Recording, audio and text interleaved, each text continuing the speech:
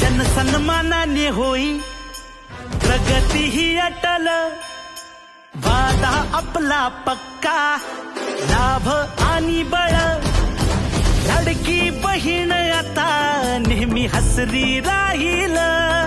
ही एकता आपली ताकद अशीच वाढत जाईल, घड्याळ विश्वासाचं थांबत नाही, एक एक पाऊल चालत राहू,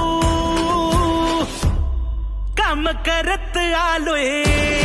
काम करत राहू, काम